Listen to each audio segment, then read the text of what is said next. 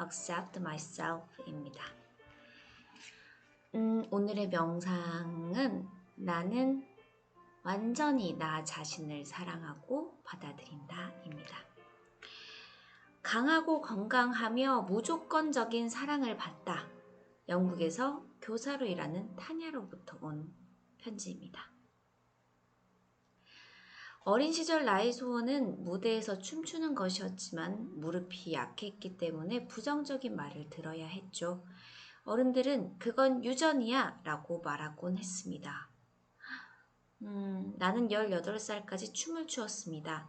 그러다 결국 오른쪽 무릎이 망가져서 걷지 못하게 되어 병원에 실려갔고 목발을 짚고 퇴원했습니다. 대학으로 돌아갈 때가 됐지만 3, 4개월 정도 더 집에 머물면서 물리치료를 받았고 그 결과 목발 없이 걸을 수 있게 됐습니다. 그로부터 3년 뒤 우연히 수정 파는 가게에 들렀는데 갑자기 허리가 아팠습니다. 가게 주인은 수정 치료를 해주면서 루이스 A의 치유라는 책을 읽어보라고 했습니다. 나는 그 책을 사자마자 질병 목록을 펼쳐서 지금까지 아팠던 부분들이 어떤 것과 연관되어 있는지 찾아보았습니다. 책의 내용들은 내 마음을 울렸습니다. 어렸을 때 자주 몸이 아팠거든요. 나는 내가 조건부 사랑을 받으며 성장해 온 것을 알았고 주변 사람들이 자신과 타인에게 매우 비판적이라는 점도 알게 됐습니다. 나는 나를 사랑하는 법을 배우기 시작했고 날마다 확언을 했습니다. 물론 지금도 하고 있습니다. 가장 많이 한 확언은 나는 완전히 나 자신을 사랑하고 받아들인다 였습니다. 이 말은 누가 내게 어떤 말이나 행동을 하든 나 자신이 언제나 사랑스럽다는 것을 떠올릴 수 있게 했습니다. 치유의 과정은 예상보다 훨씬 길었지만 확언은 시작하자마자 효과가 있었습니다. 나는 너무나 오랜 시간을 사랑받지 못하고 받아들여지지 못한다고 느끼는데 허비했습니다. 그리고 다른 사람들의 의견과 인정을 좇기만 했습니다. 하지만 나 자신을 무조건적으로 사랑하는 법을 배움으로써 삶은 변화하기 시작했습니다. 나는 요즘에도 가끔씩 무릎이 아프지만 이제는 감정을 느끼고 확언을 할 수 있습니다. 그러면 통증은 곧 사라집니다. 되게 갈등 상황이 생길 때면 내 이 자아가 확언이 있을 자리를 꿰차고 나에게 넌 쓸모없는 애야 라고 말하려고 합니다. 그럴 때 나는 사랑의 에너지를 마음과 무릎으로 보면서 나 자신이 얼마나 소중한지를 상기시킵니다. 최근에는 하프 마라톤에도 참가했는데 이는 태어나서 지금까지 내가 가장 멀리 뛴 기록입니다. 와, 이제 마라톤을 하는 거예요? 나는 내가 자랑스럽습니다. 몇 년 전만 해도 그렇게 멀리 뛴 것이라고는 상상조차 할 수 없었습니다. 많은 사람들이 염려했지만 무릎 근육이 화끈거렸을 뿐 통증은 없었습니다. 나는 믿기 힘들 정도로 강하고 건강해졌습니다. 루이스가 당신의 몸을 치유할 수 있다. 당신의 삶을 치유할 수 있다라고 말한 것은 진실이었습니다. 나는 행복하고 건강한 몸을 가지게 됐으며 완전히 다른 사람처럼 느껴집니다. 내게 사랑의 힘을 가르쳐준 루이스에게 무한한 감사를 보냅니다.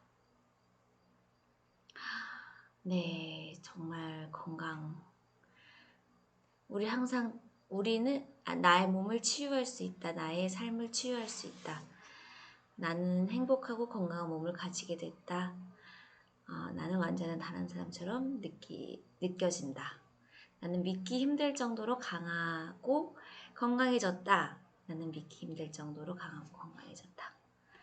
우리가 정말 아까 수홍님이랑도 잠깐 이제 병원 얘기를 했는데 제가 어제 병원 가서 그 얘기를 했어요. 정말 수홍님도 너무 감사하고 딱 병원 가자마자 저 시술했으면 어떡할 뻔했어요 라는 말을 했어요. 가서. 네, 정말 뭐랄까요. 그리고 거짓말처럼 통증이 많이 나아지고 있다고. 이제 자세도 자세고 제가 확실히 이게 허리만의 문제는 허리가 아파도 허리만의 문제에서 허리 통증이 생긴 건 아니다라는 생각도 진짜 많이 들고요. 제가 그동안 너무 이제 좀 많이 내 자신을 옥죄했던 것 같아요. 이것저것 저 나름은 하고 싶은 게 있어서 한 건데 그게 그러니까 그런 것 같아요. 많은 시간을 앉아 있게 되고 한 자세로 오래 있으면서 그냥 아파진 것 같아요. 그쵸. 그리고 이제 육아를 안 할 수도 없는 거고 좀 이런저런 것들에 일련의 그런 것들이 이제 피로가 쌓이면서 진짜 이 허리 근육이 앞벅지랑 골반 여기 사회부라고 하는 이 부분이랑 많이 연관이 된 것 같아서 거기를 열심히 풀어줬더니 허리가 많이 풀렸어요. 정말 거짓말처럼. 그래서 너무너무 제가 근데 되게 막 무서웠거든요. 정말 막 한 번은 진짜 나 이러다 못 걷는 거 아닌가라는 생각이 들 정도로 막 약간 공포가 왔었는데 네, 정말 너무나 감사하고 이 책을 읽으면서 진짜 내 건강이 최고다라는 생각을 계속 하게 돼요. 처음에는 저도 이 책 치유를 읽고 난 다음에 이걸 읽을 때 이거 좀 너무 편지 형식이고 약간 좀 그런가 좀 그런 좀 왔다 갔다 반신반의 했는데 하길 잘한 것 같다는 생각도 들고요. 여러분들도 괜찮죠? 이 책? 네, 그러면 학원 같이 읽어요. 아우, 땀이 나서 그런지 더워요. 가려워. 통증과 상처 치유하기입니다.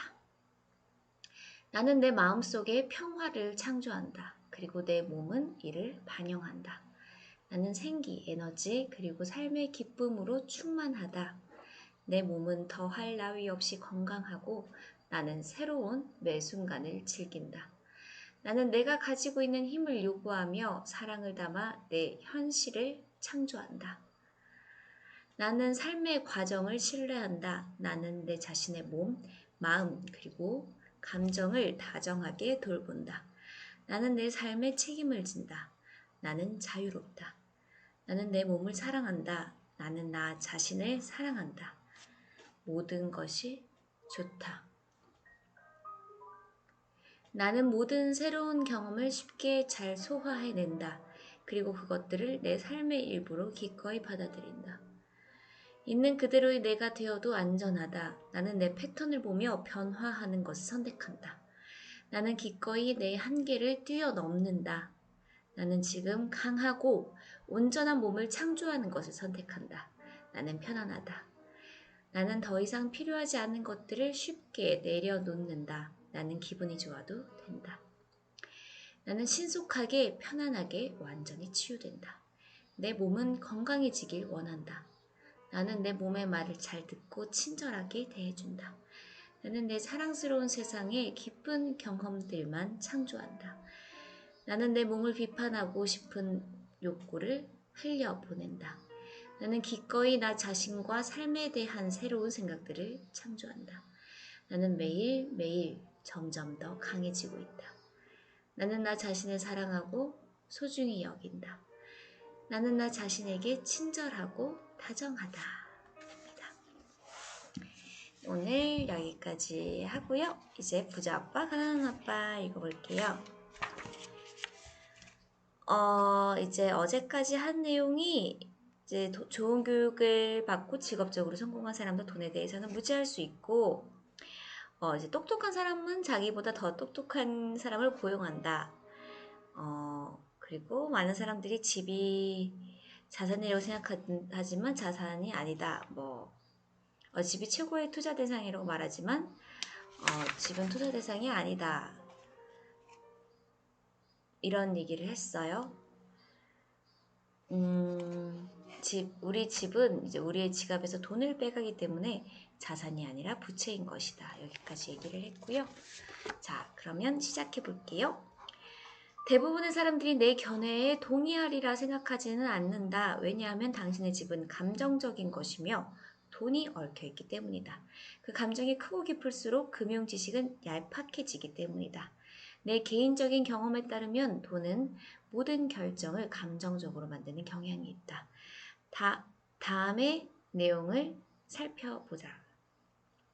첫 번째, 대부분의 사람들이 죽어도 자기 것이 되지 못할 집을 위해 평생 동안 일한다. 즉 사람들은 몇 년마다 집을 사지만 그때마다 이전의 대출금을 갚기 위해 새로 30년 기한의 대출을 받아야 한다. 주택융자금의 상환이자에 대해서는 세금 감면을 받을 수 있지만 그 밖에 다른 지출에 대해서는 세금을 내야 된다. 심지어 융자금을 모두 갚은 뒤에도 그렇다. 우리 장인어른은 그분 소유의 주택에 재산세가 월 1,000달러나 부과되는 것을 알고 커다란 충격을 받았다. 그쵸. 얼마나 큰, 1,000달러면 이제 월 100만 원씩 나가는 거니까. 그쵸. 저희도 재산세가 꽤 되는데.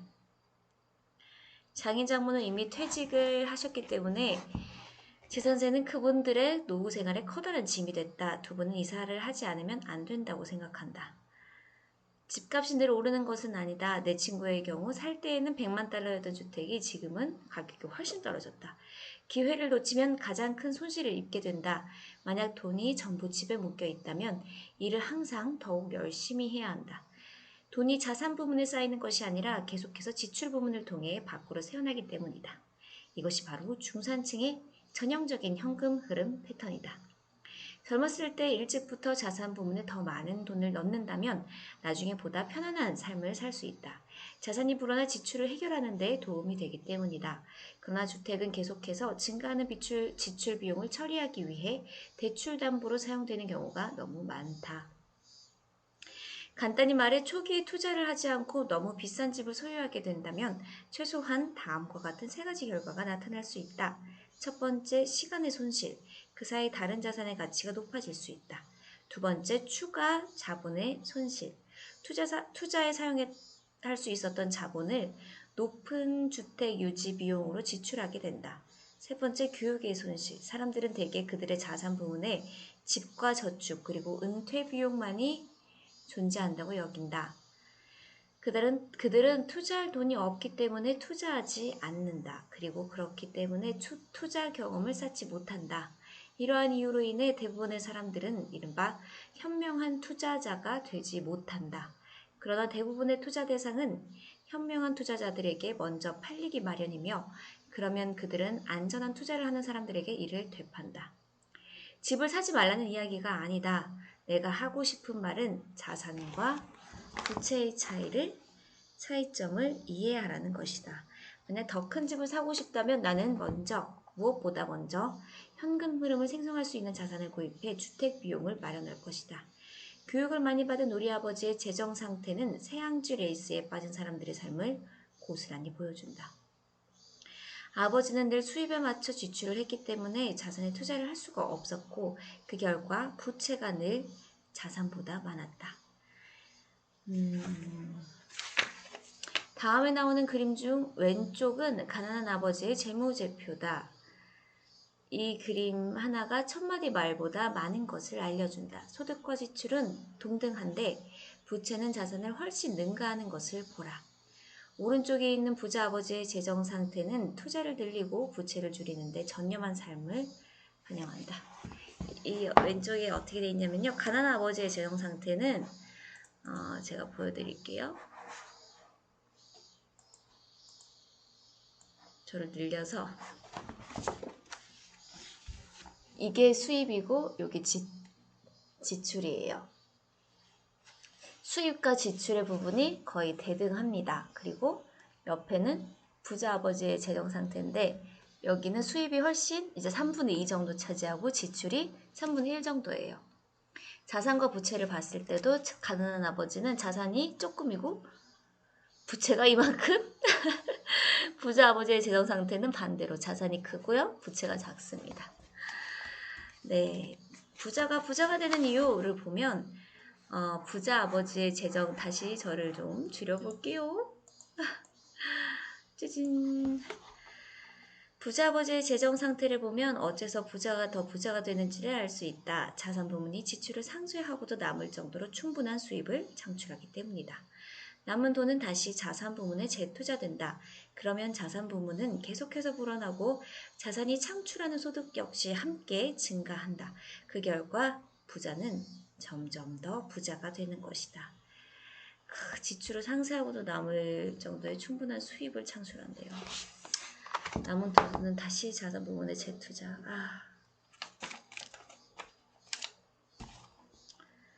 네, 중산층이 고생하는 이유. 자, 중산층이 고생하는 이유를 조금 더 보면 중산층은 끊임없이 재정적인 어려움을 겪는다. 그들의 주요 수입원은 임금이다. 임금이 인상되면 세금도 함께 인상된다. 임금이 늘어나면 그들의 지출 역시 비슷한 비율로 늘어난다. 그리하여 세양쥐 레이스가 되는 것이다. 이들은 자신의 집을 가장 큰 자산으로 여기며 소득을 창출하는 자산에 투자하는 법이 없다. 집을 투자 대상으로 여기고 임금이 인상되면 더 큰 집을 사거나 더 많은 돈을 소비한다는 사고방식은 오늘날 우리 사회가 빚에 허덕이게 만들었다. 소비의 증가는 가정을 빚더미로 내몰고 재정적으로 불확실하게 만들었으며 심지어 정기적으로 승진을 하고 연봉이 인상돼도 결과는 다를 바가 없다. 이것이 바로 빈약한 금융교육이 야기한 불안한 삶이다. 최근에 발생하고 있는 대규모의 실업 사태는 중산층이 얼마나 재정적으로 불안한 상황에 있는지를 보여주는 증거다. 미국의 기업연금 제도는 401k 제도? 이런 게 있나 보죠? 이게 대체됐는데 사회보장제도는 공경에 처해 있고 퇴직 후에 거기에 기댈 수도 없는 노릇이다. 중산층은 완전히 겁에 질려 있다. 오늘날 뮤추얼 펀드가 각광받는 이유는 그것이 안전하다는 인식이 강하기 때문이다. 대개의 뮤추얼 펀드 구매자들은 세금을 내고 융자금을 갚고 자녀들의 대학 등록금을 대고 신용카드 빚을 갚느라 정신없이 일하는 사람들이다. 그들은 투자에 대해 공부할 시간이 없기 때문에 전문성을 지닌 뮤추얼 펀드 매니저들에게 의존한다. 뮤추얼 펀드는 여러 다양한 종류의 투자를 아우르기 때문에 돈이 분산되어 특히 안전하다는 느낌을 준다. 교육을 많이 받은 이들 중산층은 뮤추얼 펀드 매니저와 자산관리사들이 주입하는 교리를 따른다. 안전하게 투자하라. 리스크를 파악하라. 리스크를 피하라. 진정한 비극은 일반적인 중산층 사람들이 위험을 직면하게 된 까닭이 애초에 금융교육을 제대로 받지 못했기 때문이라는 데 있다. 그들이 안전을 중요하게 여기는 이유는 그들의 재정 상태가 그다지 좋지 못하기 때문이다. 그들의 대초대좌표는 한쪽으로 기울어져 있다. 부채는 잔뜩이지만 수입을 창출할 자산은 없는 것이다. 대개 그들의 유일한 수입원은 임금이며 그들의 생계는 전적으로 고용주에게 달려있다. 그런 이유로 이들은 평생의 기회가 찾아와도 그것을 활용하지 못한다. 왜냐하면 그들은 열심히 일하고 엄청난 양의 세금을 뜯기며 빚도 잔뜩 지고 있기 때문이다. 사실 유튜브를 해도 이제 유튜브가 세금을 가져가요. 이게 딱 자기 거가 아니면 확실히 이런 게 있어. 정말 경매를 해야 될까요? 아니면 그림을 이제 시작을 해야 될까? 돈을 벌려면 뭘 해야 될까요? 오늘 여기까지 하고요. 저희 그래도 벌써 부자 아빠 이만큼 읽었어요. 3분의 1. 낙숫물이 바위를 뚫습니다. 네, 바위를 뚫는 거는 물의 세기가 아니라 횟수라는 거 우리가 항상 이렇게 내 건강과 또 내 자산에 대해서 고민을 하다 보면 우리가 또 좋은 변화가 생길 거라고 저는 생각합니다. 자, 오늘 이제 어디 갔어? 요거를 좀 이렇게 해서 자, 오늘 이 데니송 우리 창의성이랑 관계없는 것을 연결시켜주는 것. 네, 오늘 우리 여기서부터 하면 되거든요. 메타버스, 소통 도구로서의 큰 역할, 우주산업이 변화점을 맞았다는 제목인데요. 그는 차세대 주요 산업 분야로 저기 사라한테 얘기를 안 해줬구나. 우와, 뭔가 댓글이 많이 올랐어.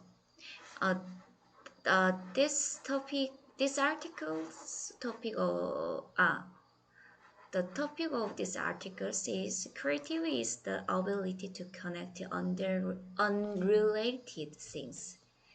창의성이란 관계없는 것을 연결시키는 능력이다는 내용이고요. 이 데니스 홍이라는 교수가 주요 산업 분야로 꼽히는 메타버스, 우주 산업 등에 대해서도 언급을 했는데 최근 AR, VR 등을 통한 전 세계 메타버스 열풍에 대해서는 어떤 분야의 관련 기술이 잘 적용될 수 있는지를 판단해야 된다. 사실 지금 시장에서는 지나치게 과한 기대감이 형성되는 경향도 있고 이 일고 있는 메타버스 열풍이 거품인지 아닌지 판단을 해야 되는데 소통의 도구로서의 VR은 앞으로 큰 역할을 할 것이다. 그리고 홍 교수 역시 자신의 다락방을 VR룸으로 꾸려서 회의와 실험 등을 하고 있다고 하고요. 우주 산업에도 관심이 많은 홍 교수는 지금 미국에서 벌어지고 있는 억만장자들의 우주여행 경쟁도 흥미롭게 봤고 매우 흥분되는 시기라며 중요한 건 나사와 같이 국가 차원에서의 산업 발전이 아닌 개인 기업들의 기술로 중요한 전환점. 개인 기업들의 기술로 중요한 전환점을 넘었다는데 큰 의미가 있다. 한편 새로운 기술이 끊임없이 나오고 정보의 민주화로 수많은 지식들이 쏟아지는 시대에 창의력 개발에 대한 소회도 밝혔고요. 이제 창의성은 책 보고 공부한다고 길어지는 게 아니고 창의력은 기존에 존재하는 개념이지만 서로 관계없는 것들을 연결시키는 능력. 이를 위해서는 전혀 다른 분야에 있는 사람들과 대화하고 소통하면서 그 안에서 스파크가 일어나는 경험이 창의적인 아이디어를 가져온다는 것. 우리 연구소 역시 다른 사람들끼리 24시간 동안 놀면서 대화하면서 새로운 아이디어가 나오곤 한다. 나와 다른 분야에 있는 사람들과 끊임없이 교류하는 것이 필요하다. 우리가 이렇게 끊임없이 교류를 하자고요. 네.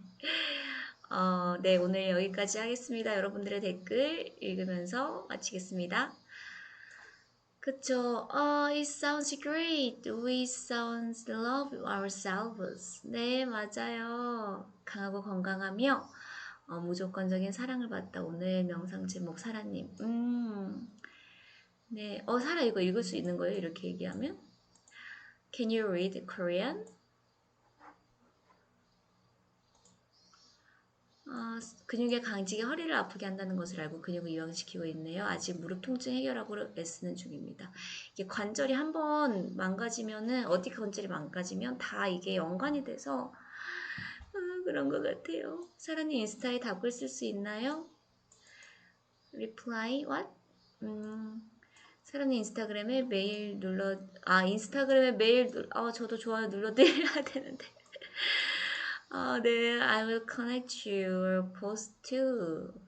제가 어제 처음으로 회사에서 이제 다른 부서랑 회의를 했어요. 나름 되게 긴장도 되고. 제가 지난 일주일은, 정말, 제가 원래 집에 와서 유튜브, 집에 와서는 잘 안 해도 새벽에 유튜브도 하고 막 이렇게 하는데, 손에 안 잡히더라고요. 회사 일 말고는. 사실 회사 일이라고 딱히 제게 막 주어진 건 없었는데 뭔가 빨리 적응을 해야 되는 그런 좀 약간 강박이 조금 들면서 좀 다른 거를 집중하지 못했어요. 그리고 좀 약간 붕 뜬 상태에서 보냈는데 이직 첫 주니까 그건 당연한 거겠죠? 그래서 오늘은 조금 끝나고 유튜브 편집도 하고 좀 다른 걸 하려고 해요. 정말 이직이라는 게 이런 거구라는 생각을 되게 좀 많이 하게 되는 한 주였습니다. 네, 부자아빠 정말 많이 읽었네요. 같이 읽어서 더 재밌어요. 말씀 감사합니다. 부자아빠 정말 재밌어요. 그쵸? 읽기 정말 잘한 것 같아요. 어제 데니스홍 답글 받고 당황했어. 정말요? 저기 해시태그 거신 거예요? 우와. 소위 인스타그램은 어떻게 들어가는 건가요? 저도 궁금하네요. I can read and write, but only understand some of it. But you're really 대단하다. Wonderful, awesome. 이런 짧은 영어를 해봅니다. 네, you can speak Korean very well. 네. 자, 오늘 여기까지 할게요. 토요일인데 다들 와주셔서 정말 감사드리고요. 귀한 주말 행복하게 보내시고 저는 그러면 월요일에 뵙겠습니다. 내일은 좀 늦잠 더 주무시고요. 네, 정말 우리에게 주어진 하루 너무너무 소중하게 또 감사하게 쓰자고요. 고맙습니다. 저는 오늘 친구가 놀러와요. 신랑에게 자유 남편의 시간을 허락했고요. 그래서 친구랑 그냥 그냥이랑 같이 놀려고 합니다. 네, thank you very much. Thank you for coming. 와주셔서 고맙습니다. 행복한 하루 보내세요. 행복한 주말 되세요. 고맙습니다. 안녕.